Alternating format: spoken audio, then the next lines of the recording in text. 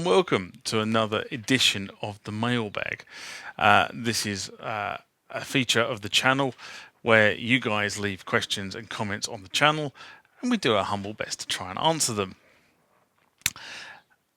It seems at the moment that there is a lot of questions arriving on the channel about various pieces of tech. In fact, there's actually too many. I'm struggling to keep up with you guys, the amount of questions you raise. But that's good, because that means, at the end of the day, the community is starting to work. So, before we get going, usual parish notices apply. So, if you haven't hit that subscribe button, hit the subscribe button. Subscribe to the channel.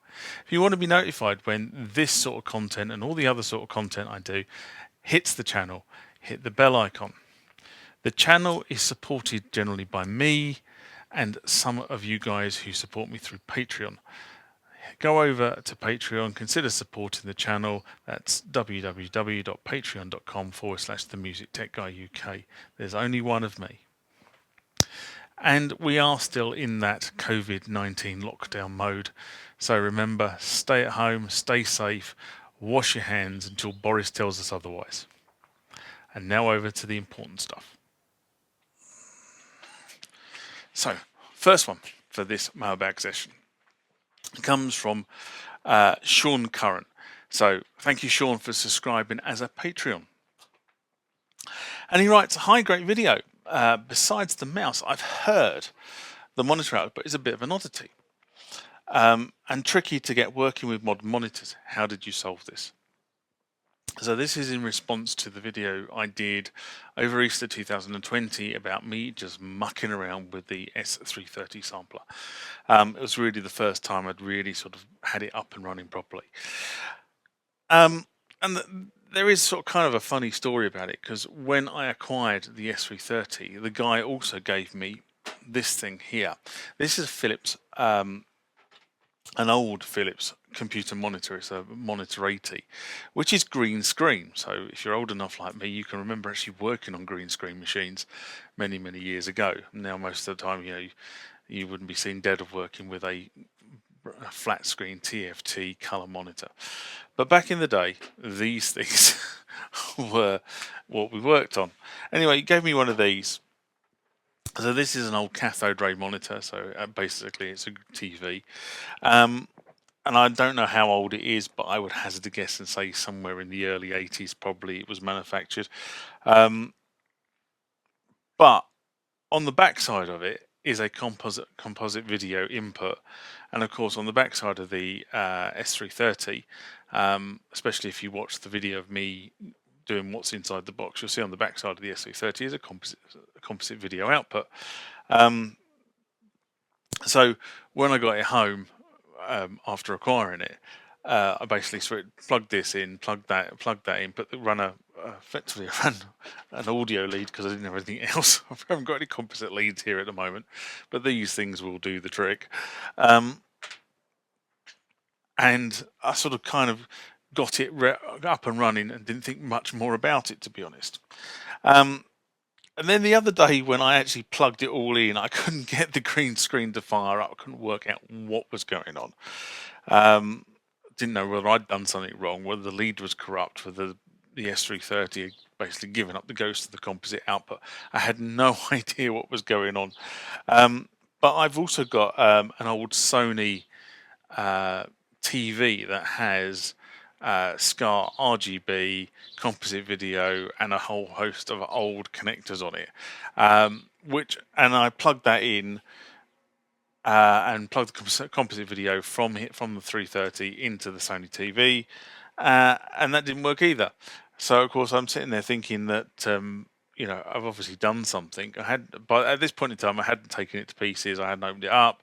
I thought maybe I'd sort of knocked it in storage when I took it, put it into the workshop or something. I didn't know what I did. And then, like an idiot, I realised that basically what I hadn't done was switched on the extension cord at the socket, at the socket. So, for those who don't know, in the UK, not that you can see it because it's over there, but on UK plugs, we actually have a switch that actually switches the live terminal on and off. And I'd plugged everything in, wired everything up, and then not switched it on at the wall. So that I got the sort of Homer Simpson award for dorp at that point. Anyway, but the truth is, with the Sony TV, because it's got composite video and because it's got RGB and SCAR, I actually haven't had to do anything. It kind of worked. So that's pretty good. And what I also did was a I suppose it is a couple of years ago now, that I bought the S50. At the same point, I bought an RGB SCART adapter for that particular unit, which is the same RGB SCART configuration the S330 has and the S750 has. So that one cable will service all three platforms, which is good. You have to be careful though with RGB to SCART, because what I have found is, although there is a universal standard that says this pin shall do this and this pin shall do that on the RGB configuration, on the RGB to SCART configuration, it turns out that most manufacturers back in the day, in the early 80s, basically did their own thing with SCAR, which basically means that, for argument's sake, my Yamaha CX-5M computer, which also has an RGB output for it, has a completely different pin configuration to the Roland pin configuration. So you have to be really careful on the SCART cable you buy. You need to buy a SCART cable that is specific to the instrument, and I can tell you now that both Roland and Yamaha do not follow the accepted standard for RGB configuration. So you do need to buy specific cables for specific platforms. So yes, all connections are meant to conform to the same standard. Not.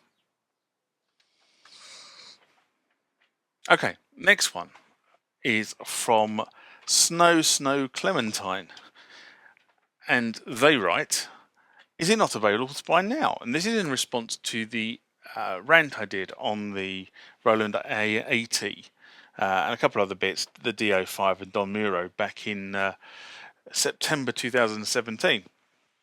And the simple answer is the A80 is not available to buy now. The A80 has been discontinued for a quite considerable amount of time. Roland have a very similar product called the A88, which is a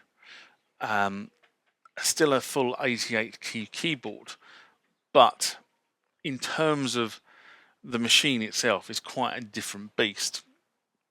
And to be honest, by comparison to the A80, it's rather cheap and plasticky. Although, having said that, Woody over on the Piano Shack channel has just done a review of the 88 Mk2, and he says the build quality is actually now improved, but it's still not the tank that the A80 was. So just to sort of recall on this, the A80 was actually introduced in 1989, and it was nicknamed the Beast for a very good reason. This thing was slightly over 30 kilos, and the flight case came to about 50 kilos. So you needed two of you to lift it. I mean, I've lifted the flight case on my own with the A80 in it, and believe you me, it is not a light thing. I can probably do a 50 kilo deadlift. The issue you've got is that not only is it 50 kilos, it's 50 kilos and about 6 foot long, and about, I don't know, 40 centimeters deep. So you've got sort of a fairly deep thing that you're trying to lift 50 kilos. So it has a fully weighted key bed on it, and to me, it's lovely to play. I do actually enjoy playing the A80, even though it has no sounds on it. The key bed and the keyboard on the A80 are a wonderful thing to play, especially if you are triggering piano modules. So, if you're triggering piano type modules, this thing is brilliant for that sort of thing, because you've got some feel behind the keys, so that if you are a proper pianist, and I don't claim to be a proper pianist by any stretch of the imagination, but if you are a proper pianist, this is the thing where you get your expression. Whereas unweighted keys, they tend to sort of are used to the hammer action, and it's probably one of the reasons why many musicians still use this thing today. because it was built like a tank and it has been built to last. If I'm honest, I see one or two of them on eBay every couple of months. There's one recurring one that comes up on eBay fairly frequently. Well, don't know why it's not selling. Probably because the guy selling it can't be bothered to put any photographs of the actual unit on eBay. But there's, you see one or two of them come up every now and then, but that's it. They just don't change hands very often. It's very much like the KX-88, the Yamaha equivalent. Although I would probably say, in my opinion, having recently played a KX-88, I think the A80 is a better keyboard. But that's my opinion. Not that my opinion counts for very much else. The big noticeable difference, apart from the fact that the new modern A88 Mk2 is a much smaller, much thinner in terms of width keyboard. You literally have the keyboard and a little bit of headspace, and that's it. You don't get the same sort of size. But what I would say is the key difference is you don't get a USB MIDI port on the A80. But given the fact that we seem to be having a big issue with driver support at the moment as the operating systems are slowly started to move up, is that a bad thing? I think not. In fact, I think a lot of this legacy tech that doesn't have USB support is going to carry on, whereas some of the USB stuff I think is going to be dropped. And I find that really upsetting. And all the other thing about the newer keyboard over the older keyboard is in the older keyboard you had a screen on the keyboard that told you what the keyboard was doing, and on the new machine you really do need it plugged into a computer with a door, because the only time you actually understand really what's going on on the keyboard is by looking at the computer screen and understanding what is actually being what you're asking it to do and how you configure the various pots and buttons. And I think that's a major downfall, to be honest, with the new keyboard, is the fact you haven't, as a musician, you haven't got you don't understand what it is doing by looking at the keyboard itself. You've got to go and look at a computer screen. Now, if you're working with a computer screen and something like MainStage or another such application, then you probably don't care. But on the flip side, you're facing the audience, you want to quickly glance down at the keyboard to understand what patch you're in, what things you've got set up, what tones you've got set up, what outputs you've got running, and you can't do that if you have to keep looking at keyboard that's somewhere behind you. Anyway, there you go, A80. Now the next one comes from Pure Ambient Drone. So if you haven't been across and checked out Pure Ambient Drone on the old YouTube, pop across and have a look at him. He's I'm not quite sure where he is in the States. I think it's California, but he's another synth blogger. So pop over and have a look at him. Hopefully he gives me a shout out, because I've given him a shout out. And he writes, thanks for sharing. I have a Roland JDXA amongst many others, and it is very hard to see the lettering. Roland really messed this one up. That being said, I would never think about replacing something sticky on it unless it also be. Start again. That being said, I would never think about placing something sticky on it unless it was because it was so scratched up that it would not matter. They do make overlays for the JDXA that seem to look nice on pictures, but who knows what happens over time. I try to take care of all my synths, but scratches do happen. If they happen enough, I may go for down that route. Now, this was in response to an SMR I did about things a long time ago. So it was 2016, May 2016, and I can't remember exactly what because I seem to remember doing an SMR about effectively overlaying thing. Oh, I remember what this was about. Yes. Yeah, so basically what was happening was people getting into the customizing thing, and they were basically producing effectively sticky back overlays that you could then effectively take all the knobs off your TR8 or your MX1, and you would overlay this new vinyl wrap onto the top of the machine, and you could give it a different look and feel. And a lot of people were giving the TR8 the look and feel of the TR808. That's what it was.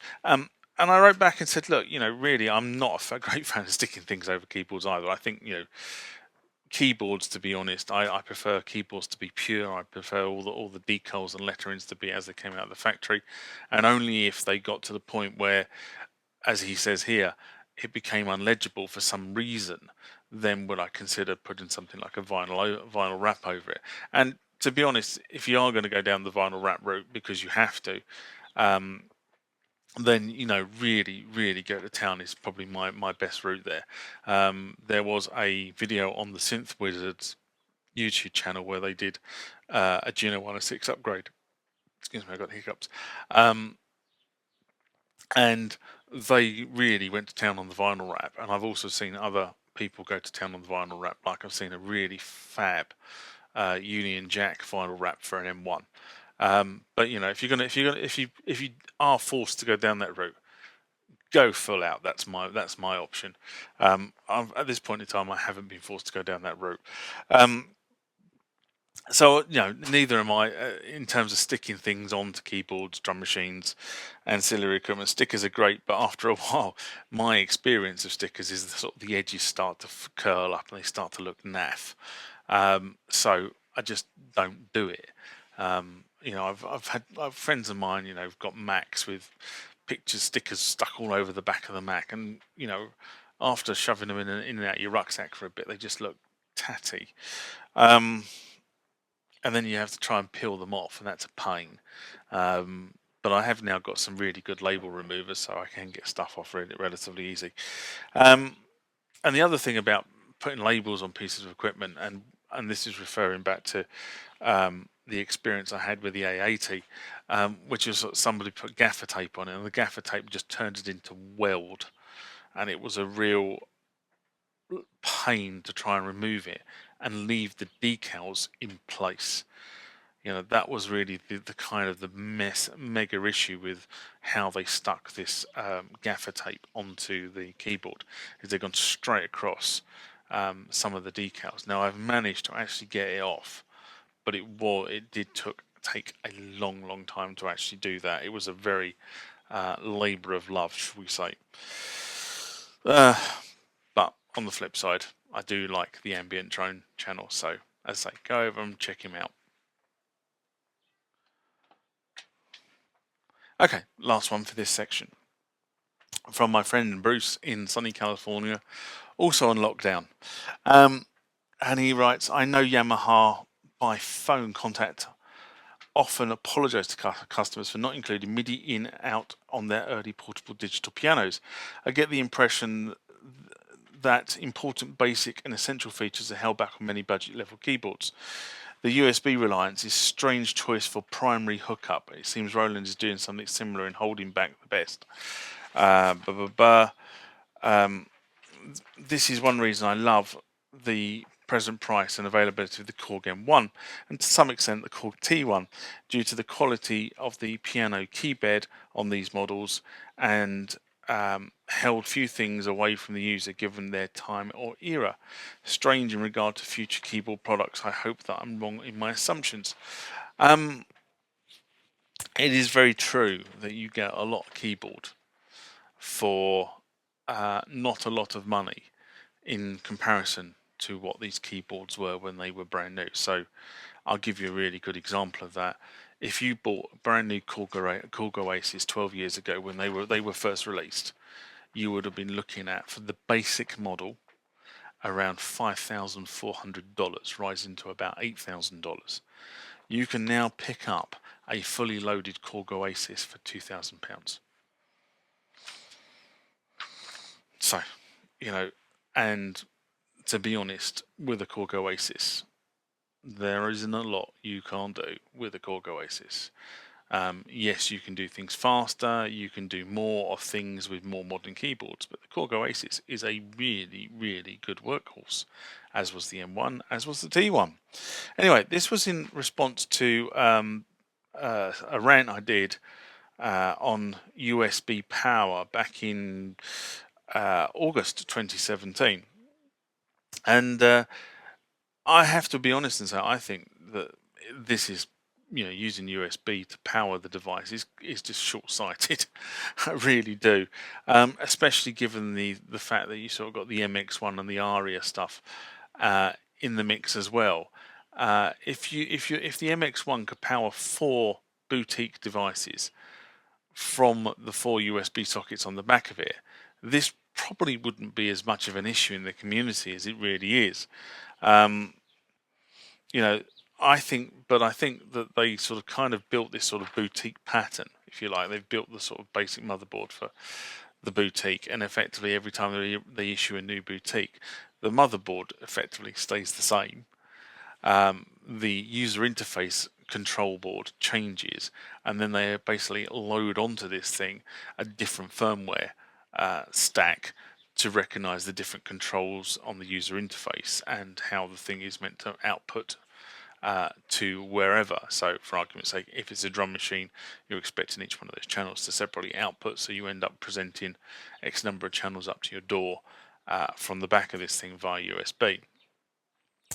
But I think that's kind of where I think what happened, and all the boutiques thus far have pretty much followed that model, apart from the SE09, sorry, the SE01, SE02. I'll get that right in a minute. Shame on me, I should really know that.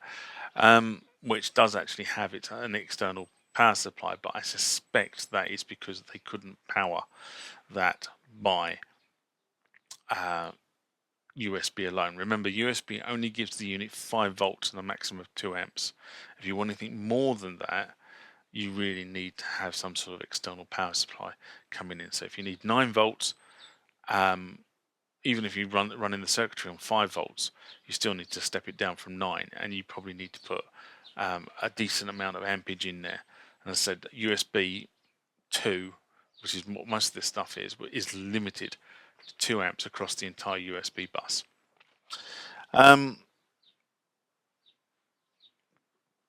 That's kind of what I think about this. I think I love the boot. I didn't think I'd love the boutiques, but I do like the boutiques, and I've invested in a number of them. But I do think that the whole USB power thing was a short-sighted design decision that was probably made for some sort of cost-cutting reason, so they didn't have to put any power circuitry on the board in the machine, and therefore it cuts cost. But I really do think long-term that wasn't the right thing to do.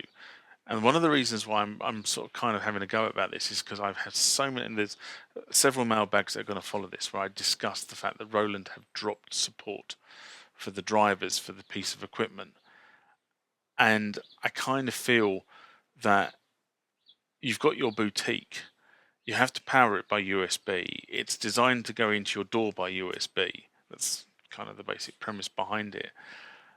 And at some point in the future, Roland will drop support for the drivers, which basically leaves you high and dry.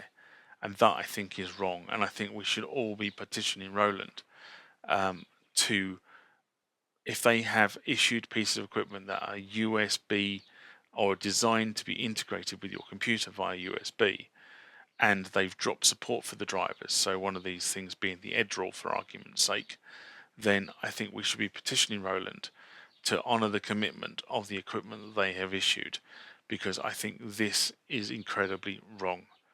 You've started this thing, you've made it USB, and then you've stopped support, which basically means at some point when a user upgrades, that piece of equipment will become useless to them from that USB interface, and they will then have to start thinking about powering or sending the audio via a analog interface to a DNA converter, whereas you could have taken the whole thing out of your instrument digitally, recorded it digitally, and you then have less issues with noise getting on the signal from the whole D to A to D conversion.